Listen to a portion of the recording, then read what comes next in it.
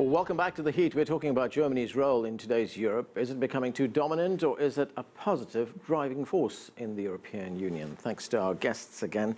Stelios, I'm going to get back to something that you talked about earlier on, and that who's getting, let's say, an advantage out of these negotiations of what has been imposed on Greece. I mean, what are the political implications in Greece for these austerity measures that have been imposed on the country? You warned about the far right getting a big advantage out of this. Are they getting a lot of benefits out of this? Yes. I mean, if you are talking about the extreme right, yes, they are now. They're in their honeymoon, I would say, because they're saying, well, this is what happened with the democratic elected government. They are continue to impose the same austerity as the previous governments. So the only solution is us, and. So the other, from the very beginning, after the elections, the idea was exactly to humiliate and overthrow the left government. Not for the ideological reasons, but for the other countries of Europe, and where there was a danger of, let's say, non-establishment leftist parties to go in power, to take the lesson, to learn the lesson. That was the case with Podemos in Spain, Portugal, Sinn Féin in Ireland, and so on.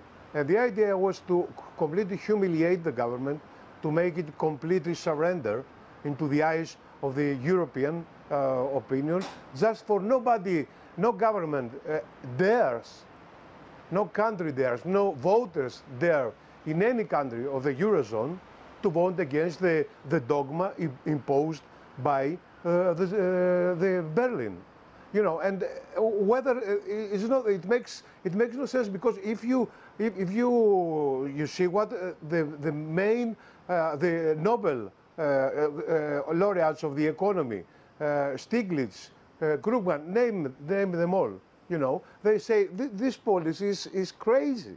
It makes no sense. No, it makes sense. It makes sense because the German government is taking profit of that. They are profiting.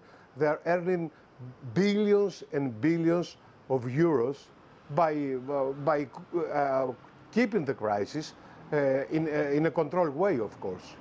Right. By the interest rates and by the low value of the euro. Mm-hmm. But this is not. It's not a union. It's not a family of European nations. It's the old story. That's why I'm saying the history is repeating itself. Yeah, Annette, I mean, some tough words there, Greece being humiliated, that Germany is sticking to its dogma. How concerned is Germany about stability in Europe? As Stelios pointed out, as Daniel also pointed out, this is benefiting fringe groups on either side. I mean, has austerity worked in other countries? Is it going to work here? I mean, I think this is a lesson that the German government has to learn, and I think they are on a slow path to accept it, that the German way of austerity can't be exported to other nations without adjustments and to take into account the individual situation in a country like Greece right now. But when it comes to overall stability, I think this is key for Germany as much as it is for Greece, and therefore the German government has zero interest in keeping this crisis alive. We are not benefiting from it, let's face it. The overall theme for the European Union and the Eurozone is uncertainty right now. We have the Greek crisis, which is a Eurozone crisis, a political crisis. We have other uncertainties lingering over the European Union or in the European Union, like the upcoming British referendum.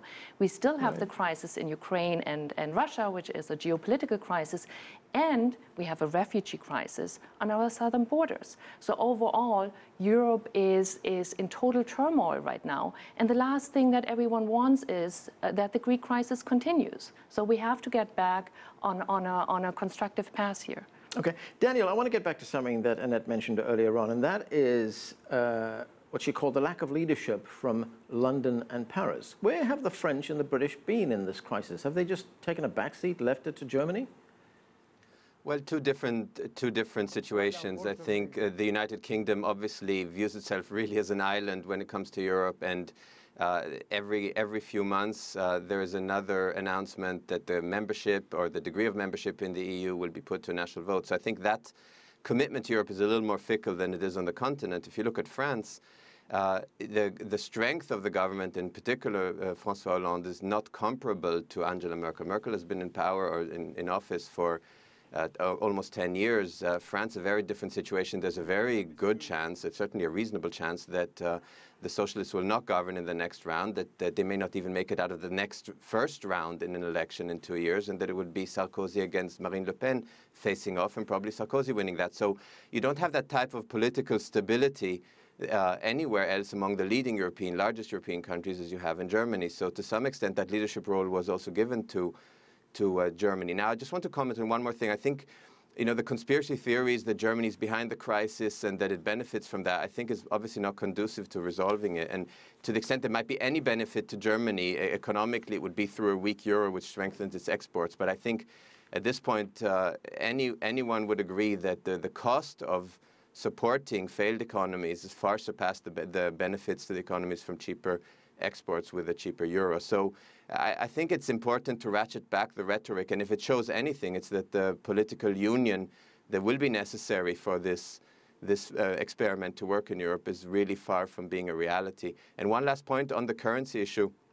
The situation in Greece, of course, was exacerbated by the fact that Greece didn't have the option of devaluing its currency when the crisis hit, like a country like Iceland, which is not in the European Union, it's in the European Economic Area as an EFTA state. When it devalued it after the crisis in 2008, Iceland has recovered beautifully from that, and it was really on the bottom of the barrel relative to the size of its economy. So it is some food for thought whether the euro experiment really does work and is adequate to deal with these kinds of crises.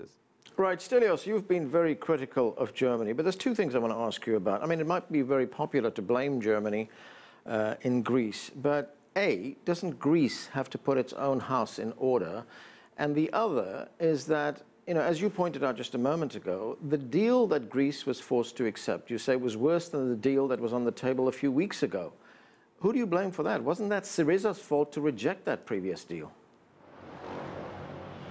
Well, first of all, the Greek government and Tsipras himself made enormous efforts to change the perception of Germany to Greeks.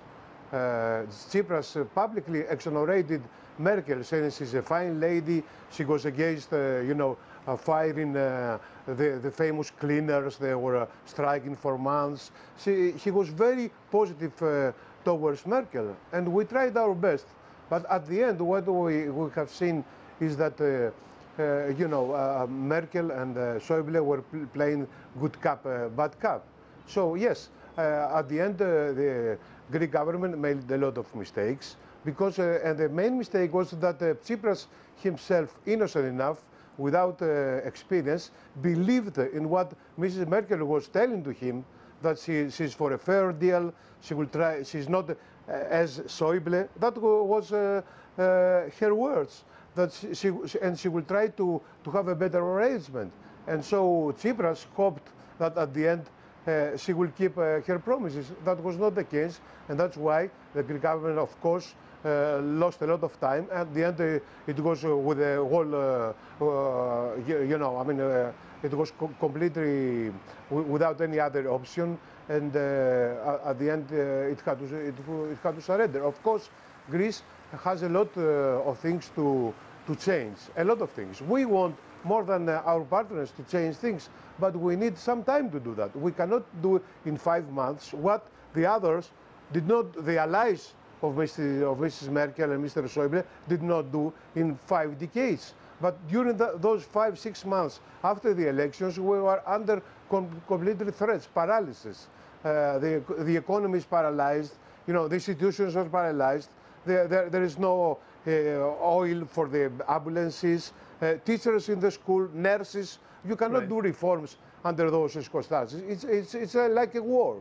How you can do that? We want to change things. We want good relations with Germany, but we need some help. You cannot find in a common currency with such imbalances between different countries. There must be mechanisms of, changing, limiting the imbalances, and this is not the case. we see the imbalances increasing instead of decreasing. That's the problem. Okay, and as you pointed out, Germany were facing two challenges here. On the one hand, keep unity in the European Union. On the other hand, implement the rules that everybody had agreed to. But there was a point, wasn't there, when Germany was prepared to see Greece leave, so-called Grexit? Yeah, I mean, this issue came up just in the last weeks, and it was never defined by German Finance Minister Schäuble as a permanent exit. It was a temporary exit. And I think this was also, to a certain extent, a mistake in these debates, because Germany and Schäuble broke with the taboo. Until recently, the real strategy was to keep the club of the Eurozone together. And by allowing a country to leave, it can cause all sorts of, unprecedented, not only fiscal, but political consequences. And you have to be aware of this, what will happen when you take the genie out of the bottle. And I think the European Union, nor Germany, would be ready for that. And it was always Merkel's strategy for that reason, more for a political reason than a financial reason, to keep Greece in the Eurozone, just to avoid these unforeseeable consequences. And that's where we have to leave it. We've run out of time. Thanks for joining us. Annette Hauser here with me in the studio, Stelios Kouloglou in Athens, Daniel Levin with us from New York. Thanks to all of you for being with us.